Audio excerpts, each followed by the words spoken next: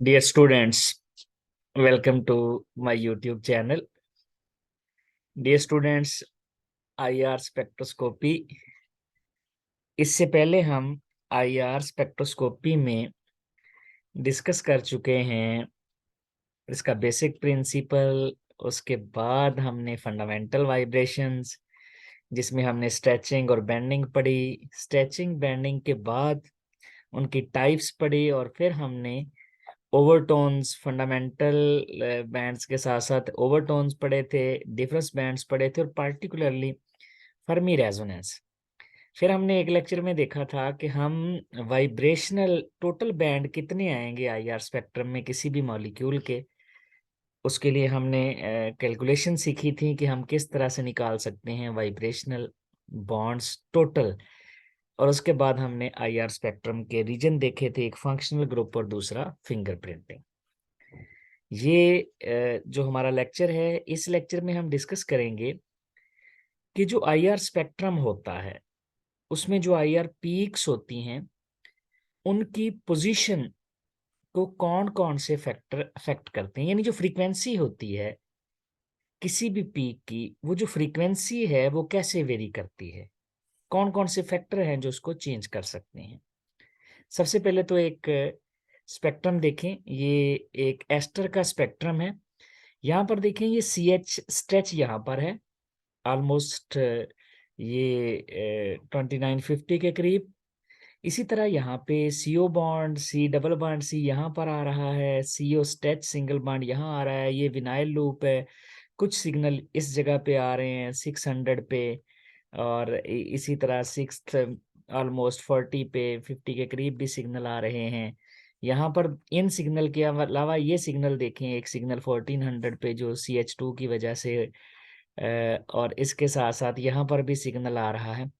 तो ये जो डिफरेंट सिग्नल्स आते हैं आईआर स्पेक्ट्रम में, इनकी यही पोजीशन क्यों है, यानी सी एच जो है इस जगह पे क्यों आया है, इतना लेफ्ट साइड पे कैसे चले गया। और जो हमारे पास सीओ है वो यहाँ पर आ रहा है ऑलमोस्ट कोई 11 से 1200 पे। तो कौन से फैक्टर हैं जो ये डिसाइड करते हैं कि ये सिग्नल यहाँ पर आएगा, ये हमने डिस्कस करना है इस लेक्चर में। देखें, मैंने लास्ट लेक्चर में भी बताया था कि जो हमारे पास बॉन्ड होते हैं एटम्स के दरमियान, वो बॉन्ड्स जो हैं वो स्प्रिंग की तरह बिहेव करते हैं। एटम्स को हम कंसिडर करते हैं कि ये बॉल्स हैं और बॉन्ड्स को कंसिडर करते हैं कि ये स्प्रिंग है। अब ये स्प्रिंग स्ट्रेच करता है या कंप्रेस करता है, जैसा कि इसमें देखें, ये स्प्रिंग स्ट्रेच कर रहा है, यहां पर स्प्रिंग कंप्रेस कर रहा है। अब स्ट्रेच करेगा, कंप्रेस करेगा, ये इसका इक्विलिब्रियम बॉन्ड डिस्टेंस है, ये बॉन्ड लेंथ ऐसी है जो इक्विलिब्रियम पे है। अब जो इक्विलिब्रियम बॉन्ड डिस्टेंस होता है, ये वाला जो बॉन्ड लेंथ है इक्विलिब्रियम, जब बॉन्ड कंप्रेस होगा या स्ट्रेच होगा, तो ये जो इसकी एनर्जी है वो सिस्टम की बढ़ जाएगी, क्योंकि ये इक्विलिब्रियम बॉन्ड डिस्टेंस पे आ चुका है। अब स्ट्रेस करने से भी, स्ट्रेच करने से भी और कंप्रेस करने से भी उसकी एनर्जी बढ़ जाएगी। और जब बॉन्ड वाइब्रेट करता है, तो जब वाइब्रेशंस होती हैं तो उसकी किनेटिक एनर्जी पोटेंशियल में और जो किनेटिक एनर्जी पोटेंशियल में और पोटेंशियल एनर्जी काइनेटिक में चेंज होती रहती है। तो इक्विलिब्रियम बॉन्ड डिस्टेंस, इससे बॉन्ड की लेंथ अगर कम करेंगे या ज्यादा करेंगे तो सिस्टम की एनर्जी बढ़ जाएगी। इसका मतलब है बॉन्ड इस जगह पर सबसे स्टेबल होता है। अब जो इसकी एनर्जी है, जो जब बॉन्ड जो है वाइब्रेट करता है तो इसकी एनर्जी कम या ज्यादा होती है, वो एनर्जी डायरेक्टली प्रोपोर्शनल होती है फ्रीक्वेंसी के। और इस एनर्जी को हम फाइंड कर सकते हैं होक्स लॉ से, एक इक्वेशन ड्राइव करके फ्रीक्वेंसी को और एनर्जी को।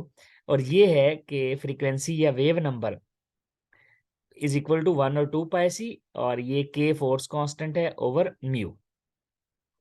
म्यू रिड्यूस्ड मैस है, ये हमारे पास वेव नंबर है। फ्रीक्वेंसी जो है ये फ्रीक्वेंसी के ऊपर बार है, तो इसका मतलब ये वेव नंबर है जो हम पर सेंटीमीटर, यानी फ्रीक्वेंसी को हम पर सेंटीमीटर में ले रहे हैं।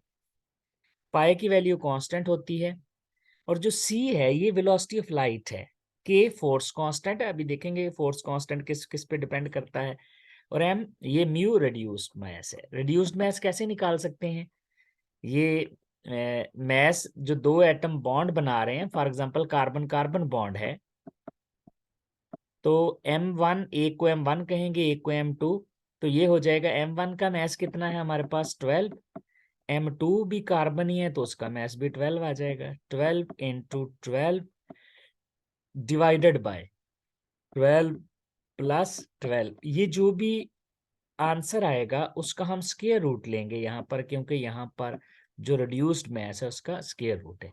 तो हम इस तरह से रिड्यूस्ड मास फाइंड कर सकते हैं। अगर ये हमें फोर्स कांस्टेंट का पता चल जाए और रिड्यूस्ड मास का पता चल जाए, बाकी सारी चीजें तो कांस्टेंट है, 2 कांस्टेंट है, पाई की वैल्यू कांस्टेंट है, वेलोसिटी ऑफ लाइट कांस्टेंट है, सिर्फ ये दो चीजें चाहिए हमें वेव नंबर फाइंड करने के लिए। तो इसमें जो फोर्स कांस्टेंट है के, ये डिपेंड करता है बॉन्ड की स्ट्रेंथ पे कि बॉन्ड कितना स्ट्रांग है, और दूसरा एटम के मैसेज पे डिपेंड करता है, यानी दो फैक्टर्स हैं, एक बॉन्ड स्ट्रेंथ पे डिपेंड करता है और दूसरा मैसेज ऑफ द एटम पे डिपेंड करता है। तो आज के लेक्चर में हम ये दोनों फैक्टर देख लेते हैं, इसके अलावा और भी बड़े फैक्टर्स हैं, वो नेक्स्ट लेक्चर में डिस्कस करेंगे। सबसे पहले है बॉन्ड स्ट्रेंथ, यानी bond energy, bond stability, bond की स्ट्रेंथ जितनी ज्यादा होगी उसका फोर्स कांस्टेंट उतना ही ज्यादा होगा, और जितना फोर्स कांस्टेंट ज्यादा होगा उसकी फ्रीक्वेंसी भी उतनी ज्यादा, वेव नंबर भी उतना ही ज्यादा, एनर्जी भी उतनी ही ज्यादा होगी। जैसा कि देखें हमारे पास कार्बन कार्बन ट्रिपल बॉन्ड है, तो उसका वेव नंबर यानी फ्रीक्वेंसी जो पर सेंटीमीटर में है 2150 है, जबकि डबल बॉन्ड का 1650 है और सिंगल बॉन्ड का 1200 पर सेंटीमीटर है। क्योंकि जो मल्टीपल बॉन्ड्स होते हैं they are stronger than single bond, carbon carbon triple bond double से ज्यादा स्ट्रॉन्ग है और डबल बॉन्ड सिंगल से। इसका मतलब है ये जो कार्बन कार्बन ट्रिपल बॉन्ड होता है इसका जो फोर्स कांस्टेंट होता है वो ऑलमोस्ट 3 गुना ज्यादा होता है सिंगल बॉन्ड से, और डबल बॉन्ड का 2 गुना ज्यादा होता है सिंगल बॉन्ड से। तो मल्टीपल बॉन्ड, चूंकि ट्रिपल बॉन्ड ज्यादा स्ट्रांग होता है तो देखें उसकी बॉन्ड की स्ट्रेंथ ज्यादा है तो उसका फोर्स कांस्टेंट भी ज्यादा होगा और उसकी फ्रीक्वेंसी यानी वेव नंबर भी ज्यादा, देखें 2150 आया। अब डबल बॉन्ड चूंकि ट्रिपल से वीक हो गया तो उसका वेव नंबर भी कम हो गया 1650, और फिर ये सिंगल बॉन्ड और वीक हो गया तो ये ऑलमोस्ट 1200 पे आ गया। एक्चुअली जो ट्रिपल बॉन्ड होता है उसकी बॉन्ड एनर्जी होती है 839, ये किलोजोल पर मोल में है, किलोजोल पर मोल, इसकी एनर्जी इतनी ज्यादा होती 839, डबल बॉन्ड की जस्ट 614 होती है और सिंगल बॉन्ड की 347 या 348 के करीब करीब होती है। तो देखिए इसकी बॉन्ड एनर्जी ज्यादा है, बॉन्ड स्ट्रेंथ ज्यादा है, तो इसका फोर्स कांस्टेंट और फ्रीक्वेंसी भी ज्यादा है, और जिसकी बॉन्ड एनर्जी कम है उसका फोर्स कांस्टेंट भी कम होगा और फिर उसका वेव नंबर और फ्रीक्वेंसी भी कम आएगी। दूसरा फैक्टर है masses of the atoms. Mass जितना ज्यादा होता है यानी जितना हैवियर एटम होता है, जितना उसका मैस बढ़ता चला जाएगा उतना ही फोर्स कांस्टेंट कम और फिर फ्रीक्वेंसी भी कम होती जाएगी। अब देखिए जैसा कि कार्बन हाइड्रोजन, हाइड्रोजन का मैस चूंकि कम होता है तो देखिए कितना ज्यादा वेव नंबर है 3000 पर सेंटीमीटर। फिर कार्बन के साथ जब कार्बन आया तो मैस पहले से ज्यादा हो गया, इसका तकरीबन 1 होता है हाइड्रोजन का मैस, यहाँ इसका मैस कार्बन का 12 हो गया, तो मैस पहले 1 से 12 हुआ तो देखें 3000 से वैल्यू 1200 पे आ गई है। इसी तरह अगर आप मैस और ज्यादा कर दें, यहाँ ऑक्सीजन ले आए तो देखें वैल्यू और कम हो जाएगी, क्योंकि ऑक्सीजन का मैस, और एक तरफ तो कार्बन ही है, दूसरी तरफ हम देख रहे हैं एक हाइड्रोजन था, फिर 1 से 12 हुआ, अब मैस 16 हो गया कार्बन ऑक्सीजन बांड, तो ये 1100 पे चले जाएगा 1100 पे। इसी तरह अगर मैस आप और ज्यादा कर दें, क्लोरीन 35 है, तो देखें यहाँ पर जो हमारे पास वेव नंबर है वो और कम हो जाएगा। अगर आप मैस इससे भी ज्यादा करेंगे, जैसा कि आप ब्रोमीन में मैस ज्यादा कर दें, इसका ऑलमोस्ट 79 मैस होता है, 79 इसका मैस, तो मैस और ज्यादा हुआ तो देखें वेव नंबर और कम हो गया है, ये 600 पे चले गया 750 से। इसी तरह आयोडीन, कार्बन आयोडीन बॉन्ड है तो आपने मैस और ज्यादा किया। कार्बन आयोडीन का मैस आई थिंक अबाउट 127 होता है, तो जिसकी वजह से मैस और ज्यादा होने से वेव नंबर कम हो गया। तो दो फैक्टर हैं, बॉन्ड एनर्जी ज्यादा तो फोर्स कांस्टेंट ज्यादा और फ्रीक्वेंसी ज्यादा। मैस बढ़ता चला जाएगा, जैसा कि यहाँ पर देखिए इन एग्जांपल्स में मैस बढ़ता चला जा रहा है तो फोर्स कांस्टेंट और फ्रीक्वेंसी वेव नंबर कम होते चलेंगे। ये थे डियर स्टूडेंट्स दो फैक्टर इस लेक्चर में जो हमने डिस्कस किए।